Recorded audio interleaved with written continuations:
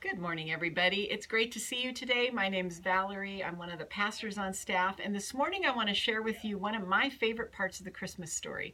And it's actually something that takes place a few days after Jesus was born. So it's a great story to talk about a few days after we celebrate the birth of Jesus. And it's found in Luke chapter 2, starting in verse 25. And it's the story of an interaction with a man named Simeon and with Mary and Joseph and the baby.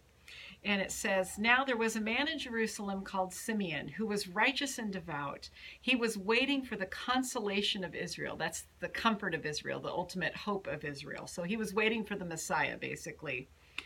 And it had been revealed to him by the Holy Spirit that he would not die until he had seen the Messiah. Moved by the Spirit, on this particular day, he went into the temple courts. When the parents, that would be Mary and Joseph, brought the child Jesus to do for him what the custom of the law required, Simeon took him in his arms and praised God, saying, "Sovereign Lord, as you have promised, you may now dismiss your servant in peace, for my eyes have seen your salvation." And it says a couple verses later, the child's father and mother marveled at what was said about him. So here in this short passage, we have God answering two prayers. We have one long-term prayer that Simeon had been praying. Rescue us, God, rescue us. I don't want to die until I see your salvation.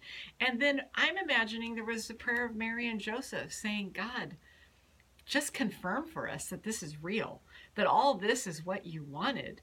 And imagine what would have happened. Here they take their child to the temple, and first-time parents can be a little possessive of their children. And this man, who they presumably don't know, Simeon, comes and takes the child and then starts talking to God, saying, "Sovereign Lord, you can now basically let me die in peace because I've finally seen your salvation."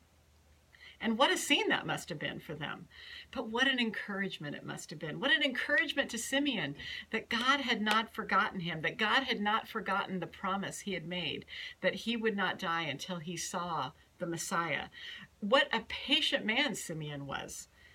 It's amazing to me. I don't know how long he had to pray that prayer, but obviously it had been a while that he had prayed it. But Simeon was faithful. Simeon waited.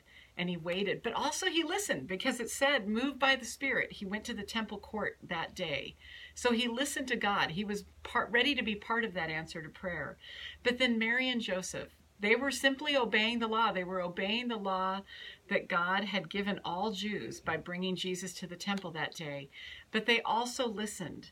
They listened to the words that Simeon said, and they marveled. Imagine the encouragement that was for them to know that somebody they had never met, moved by God, was able to also say, no, this is the Messiah. This is the promised child. Mary and Joseph, you didn't imagine it all. You didn't dream it all. This is truly the Messiah. As you go through your day to day, I hope you're encouraged by Simeon and by Mary and by Joseph. Just encouraged that God does answer prayer. Sometimes it takes a long time. Sometimes it's an encouragement that comes shortly after something, but God does answer prayer. And I want to encourage you to listen today to those little promptings, because who knows? God may have you be Simeon for somebody.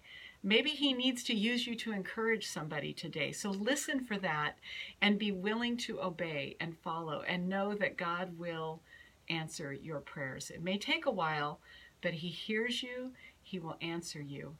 Have a great day. We'll see you at church this weekend.